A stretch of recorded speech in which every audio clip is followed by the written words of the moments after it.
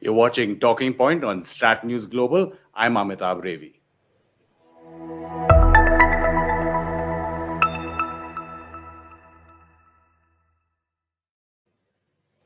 It's a pleasure to be joined from the capital by Ambassador Meera Shankar. She's been the ex-Indian envoy to the US and Germany. Ambassador, thanks so much for joining us on Strat News Global with your time. And also from New York, we have James Traub. He's a journalist, an author, and a senior fellow at the New York University Center on International Cooperation. Mr. Traub, again, thank you. This is Thanksgiving, so happy Thanksgiving to you. And again, thank you for being on the show. Happy to be here. Ambassador Shankar, just talking about the Biden team that has been announced, of course, nominees. There's a lot of talk among analysts about how the government, once it comes into office, would have to or would concentrate a lot on domestic policy to heal a divided or fractured US. But in terms of foreign policy, the whole world is waiting and watching. How do you see the Biden administration when it enters the White House? Well, firstly, I think they've hit the ground running. The team that has been announced, has worked with the president-elect for many years. They know his thinking and they would have his ear.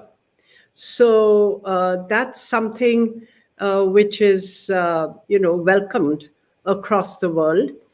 Biden himself has announced that America is back and, ready to lead the world and not retreat, as was the case in the Trump administration. So I think that they will pay attention to foreign policy, but you're right. The overwhelming priority at the moment will be domestic. I mean, the US, I think, has survived a constitutional onslaught by the skin of its teeth through the conscience of a relatively junior electoral official who certified the results in Michigan, despite being a Republican.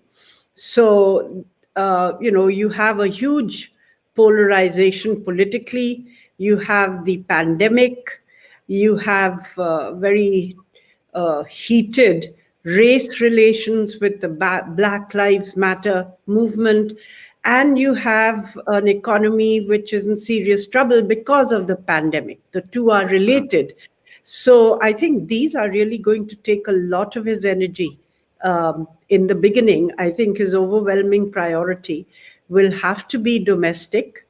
And at the same time, of course, Biden is signaling that despite these priorities, he's not going to ignore the world. He's very much going to seek to reestablish America's place in the world. So not ignoring the world, Mr. Traub, but in terms of experience that Biden himself brings to a foreign policy, probably going back to what? Bush Sr., there's been nobody like that. So how do you see the transition? Because these are aides, foreign policy and security, national intelligence aides who have to step up to, that kind of statesmanship role when Biden himself is very clued in. So I think you're right in saying that it's unusual. These people are former aides who are now in the highest possible position. And one can imagine that there are moments when you would want to have a person maybe of greater stature. So you could imagine could be a problem that his Secretary of State is Tony Blinken, who for 20 years was his aide. However, I would say that this is going to be an extremely coherent team. And the Bush Sr. analogy is probably the right one, that Bush also came into office with long-time relationships with foreign policy officials. Mm-hmm. And so assembled the most cohesive foreign policy team in memory. This team will be like that. There will not be important sources of dissension. on the team. These people really, as I say in one of my articles, they're family. And not only are they family, they are in Joe Biden's mold, which is to say they're rational, they're pragmatic, they're knowledgeable, they're not particularly ideological. You could, if you wanted to, locate them on the spectrum of democratic opinion, but you would say something fairly broad like they're liberal internationalists like Biden are. So insofar as there is a status quo ante of American foreign policy, and God knows it's hard to say there is after going from the younger George Bush to Barack Obama, from Barack Obama to Donald Trump, from Donald Trump to Joe Biden. You could say, is there any through line there at all? Perhaps not. But there is some consensus view in the American foreign policy world, as there is, in the Indian foreign policy world. I was thinking it's a little bit like South Bloc kind of reasserting itself. It's the permanent foreign policy world coming back into power. Yeah. Just getting a view of Vishal who's saying, can I ask questions to the panel? Of course you can, Vishal. We will curate those questions. Ambassador, again, just looking at foreign policy, because that's what we're really interested in. And the major problem around the world is, of course, how to deal with China. And now lots has changed since Biden was in office as a vice president. And he's indicated that even in the campaign, as Mr. Traub, I think in one of his articles pointed out, he is a China hawk as much as Trump is at this moment. How do you see the Biden government? Because there are some questions about the past. The past is the past, right? I mean, now they have to deal with new realities. Well, I think that you've got to look at what his aides have said and what he himself has said to give you some indication of how they are likely to tackle China. Sullivan has said that, basically they would, not they would, but that there should be a policy which seeks a kind of middle path between confrontation and cooperation, or containment and cooperation, and he calls it managed competition. So in his articles that he's written, I think this has been the burden of his argument, that you can't have a kind of a new Cold War because the situation is very different. The economic linkages with China are too dense, and global problems require China's cooperation. So it will be a mix of containment and engagement. That is, and then again, he says the objective should be different. It can't be the collapse of China as it was, the objective was the collapse of the communist bloc or the Warsaw Pact and the Soviet Union during the Cold War, because that is unlikely to happen. So the US has to set more realistic targets of ensuring, that there are advantageous outcomes for it in the military, economic, and political realm vis-a-vis China, and its diplomacy should be geared towards that. Then if you go back to the Obama administration and the policy that they had announced of a pivot, later called rebalance towards the Asia Pacific, perhaps some of that would come into play. And this policy involves strengthening US bases in this region, strengthening relationships with alliance partners, Japan, South Korea, Australia, and with strategic partners such as India and Indonesia. It also had an economic element, which was the Trans-Pacific Partnership, which Trump walked out of. And I don't see the Biden administration perhaps being able to walk back into it because of the pressure from working class constituencies against the TPP. And the third element was the politico-diplomatic element, which was to have a very high-profile engagement with this region. So I think some of those would come into play. One issue which I do see constraining US foreign policy is the economic dimension. How much resources will the US be able to bring into play in terms of revitalizing its foreign policy, given that it has high levels of debt, given that it has a very difficult economic situation, and the priority is going to be to get that back on track. So how much resources would be available really for foreign policy? But I also do see that traditional diplomacy will get more resources than with Trump, who cut back the budget of the State Department very drastically and spent a lot on the military and weapons systems and so on. Mr. Traub, you've talked about a restoration of statecraft, in the sense don't expect a transformation of foreign policy. In terms of China, when we're talking about that, I think you've pointed out many a time in your articles that the end would probably be similar, but it's the means of achieving that which would probably change. Well, yeah, so let me say something about that as well as about ends, though, in the case of China. I agree with everything Madam Ambassador said, but I want to add one thing. In terms of your question, Amitabh, I think it's right that in regard to China, the difference between Trump's ends and Biden's ends may not be so radical.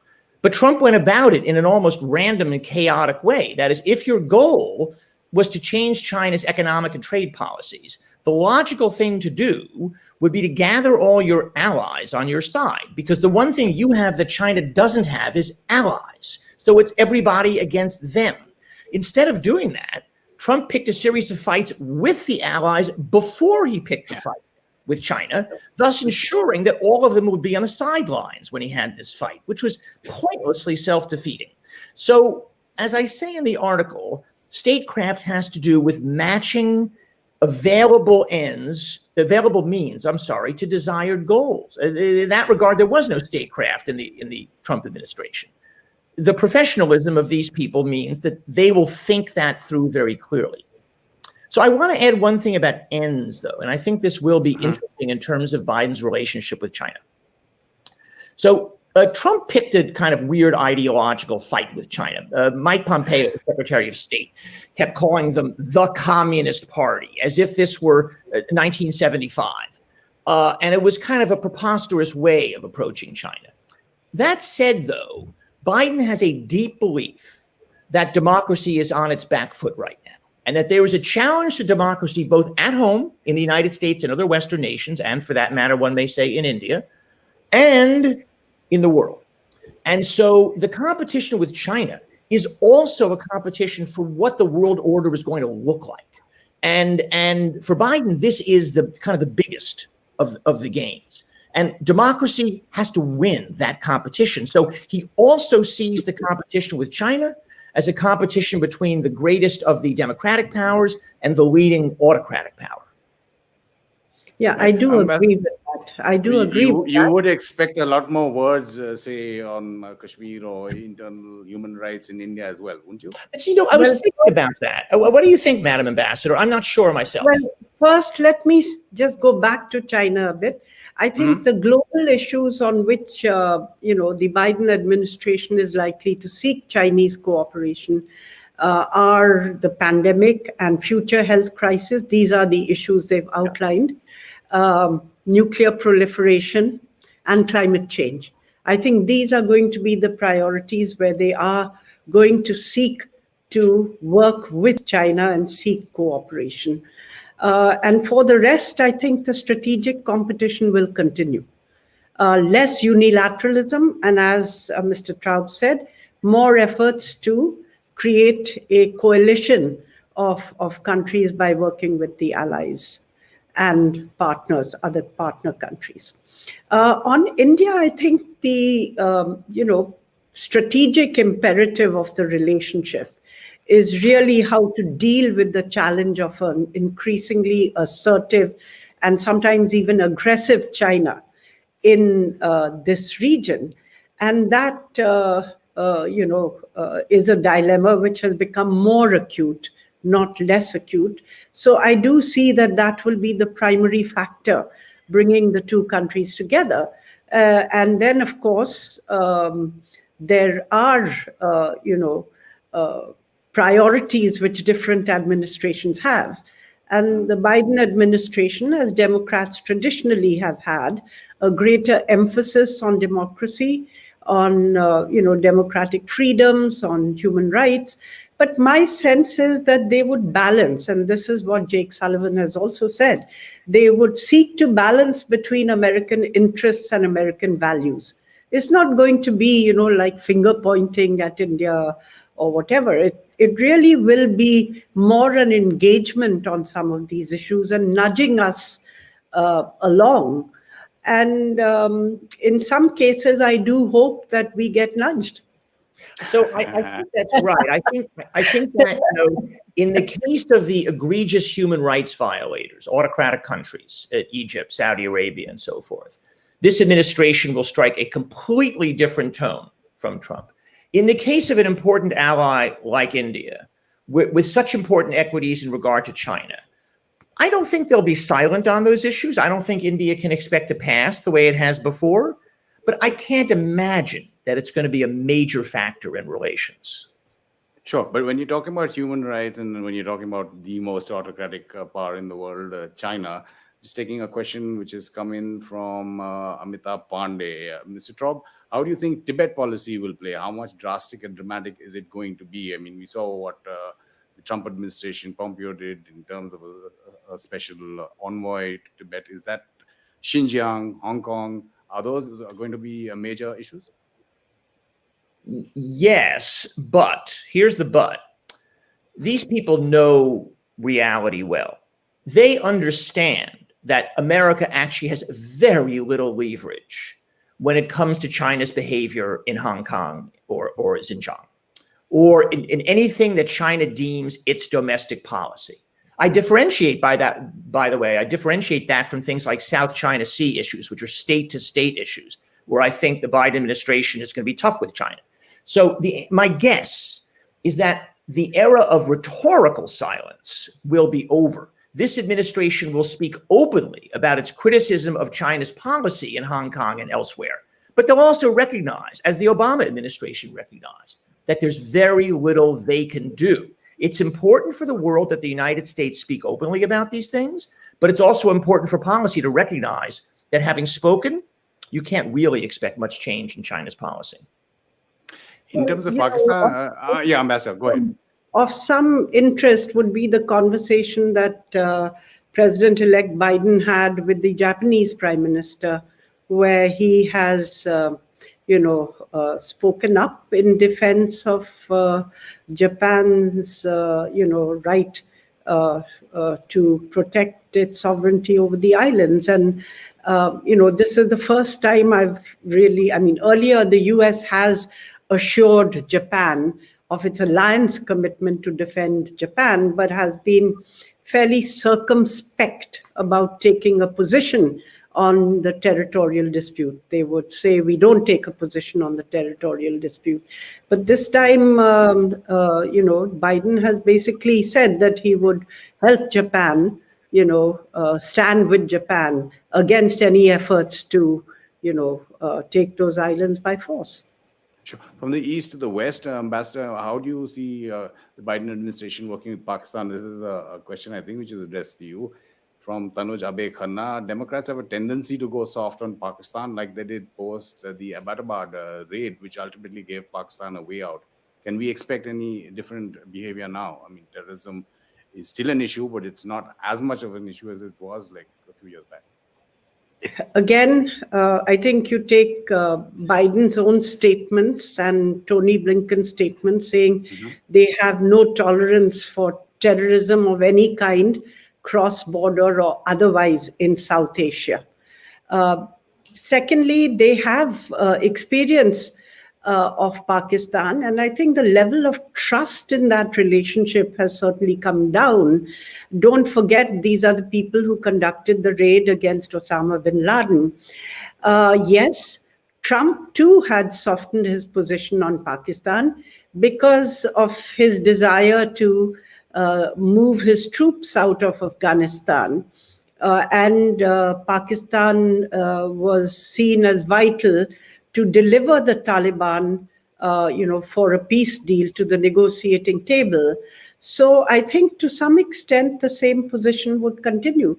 But what we could expect, and this is something which President Trump has tried to preempt, is that Biden may not, want to move out so precipitously, because you're seeing that the talks between the Taliban and Afghan government really haven't been moving forward, that there's been a real resurgence of violence.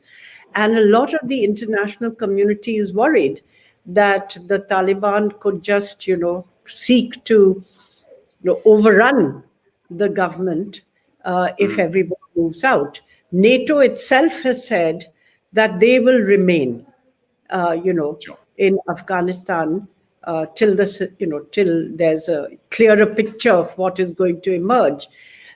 So the expectation would be that Biden would not, move out very precipitously, but President Trump is seeking to preempt that by ordering a lot of the troops back barely a week before Biden takes over. 15th Jan 2500. That point that Master Shankar is raising, Mr. Traub, in terms of Trump's policy, China, whether it's Afghanistan, Iraq, also they announced that they would come down to 2,500. Whether it's Iran, these strong measures that are being taken, especially the fag end, the transition end, or the twilight end of the Trump, is that to try and preempt, like the ambassador is saying, or prevent some kind of a reversal of policy?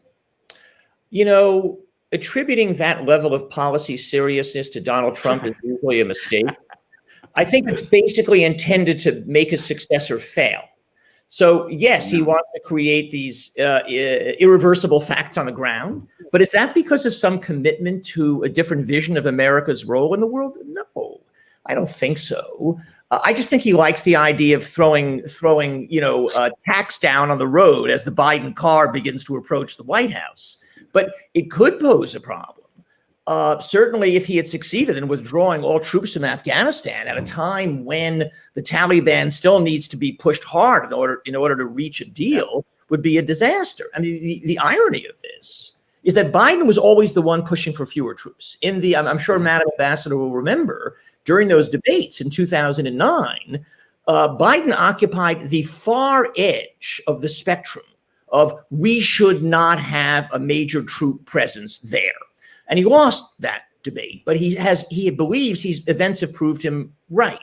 And so what he certainly would like to do is withdraw troops as far as possible within the parameters set by these negotiations. And by the way, I think the connection to Pakistan is the more they can resolve the Afghanistan situation, the less Pakistan means to them. And, these people spent 8 years being driven crazy by the Pakistani military and intelligence apparatus. All the Biden officials did who dealt with that part of the world. None of them have any illusions about this. I'm sure they would be very happy to simply diminish the size of Pakistan and their foreign policy portfolio. Ambassador, in terms of Iran, and we've seen recent developments, Saudi Arabia, Israel, the so-called secret meeting between Prime Minister Netanyahu and MBS, are those also positioning for a change in administration and policies? Earlier in this debate, there was talk about how he would take a harder line towards Saudi Arabia, possibly. Look, he's certainly going to take a different line towards Iran. Mm-hmm. And hence? He has said that he will rejoin. He's prepared to rejoin the Iran nuclear deal if Iran is in compliance with its agreements with its obligations under the agreement. Now, Iran has actually contravened some of those obligations as a response to US sanctions. And so there would be some negotiation required to bring it back into compliance with its obligations. But President Rouhani has also signaled that he is, willing to consider going back to the agreement. So clearly there will be a different tack on Iran. And that may be of concern to some of the countries in the region who, have a rivalry with Iran, such as Saudi Arabia and perhaps Israel as well. But I think this gives the US more options in the region. Earlier, the US took the view that the nuclear agreement was so important that it could be a standalone agreement, even if there was no agreement reached on moderating Iran's regional behavior. There was also this belief that the nuclear agreement itself might provide the space to eventually, seek such moderation from a more cooperative Iran. We'll have to wait and see. It's early days, but for India, this opens up some space to resume economic ties with Iran. The Obama administration at that time was telling us to move ahead quickly, was telling Europe to move ahead quickly on some of the, projects with Iran, so that Iran felt that there was some payback for the agreement, that there was some economic benefit that they were deriving. And then you had the Trump administration, which threatened sanctions on other countries which dealt with Iran, though they gave a limited carve-out for the port of Chabahar, which we are building. But obviously the efficacy of the port is commercial efficacy or viability of the port comes into question if you can't trade in oil, you can't trade in the major commodities that India generally trades with Iran. So some of that could come back because, we were pushed into a corner on this. And I'm sure that there would be some interest in reviving those ties, particularly since China is making major inroads into Iran. Mr. Traub, you have been arguing in some of your pieces that what you call the Middle East, what we look at as West Asia and the Gulf, would probably be fourth on the priority list of foreign policy. Well, that's what I heard when I talked to the people around Biden. So that all those articles came out of conversations with his aides. For the last decade, the United States has been trying to extricate itself from this Middle Eastern quicksand. But the United States has, of course, profound equities there. So it's much easier said than done. And so that certainly is what Biden would wish to do. In practice, I wonder what that will mean. For example, you might say the United States, the great catastrophe has been Iraq over the last 20 years. Let's get out. Now, Biden, who was deeply involved with Iraq policy, he really was the kind of senior most figure on Iraq policy in the Obama administration. He is convinced that Iraq can be, not that it's going to be an India-like democracy, but that it can be a far more stable country. It can be a prosperous country. It can be at least a semi-ally of the United States and a kind of anchor of stability in the region. It can be. And so Biden, for all of the we must pivot from the Middle East rhetoric, I think actually will be diplomatically very involved with Iraq. But when you think about other issues, Middle East peace, Biden is never going to say, I'm not going to work on a two-state solution. Of course he will. But the fact is, he doesn't really think it's going to happen. He certainly is, as Madam Ambassador said, going to have a much less comfortable, more frictional relationship with the Saudis, possibly also with the Emiratis. The Emiratis are trying to pivot right now to show Biden, I think, that they'll be a good player. But there'll be a number of countries in the region which simply the relations will be a little downgraded. But I don't think it'll be a kind of simple pivot away from. It's just too complicated.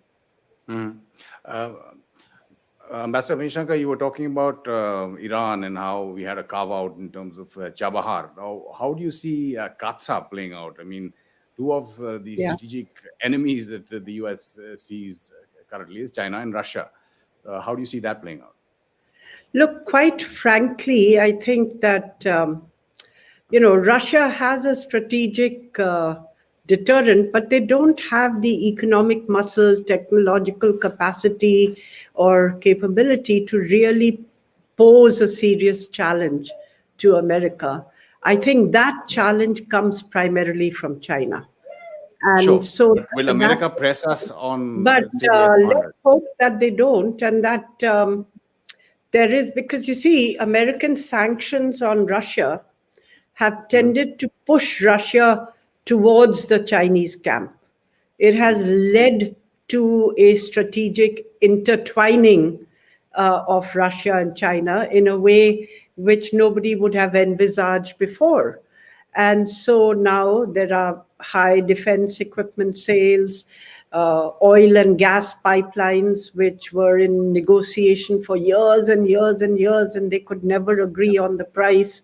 And then after the sanctions which were imposed on Russia, these were wrapped up very quickly, and these are all underway.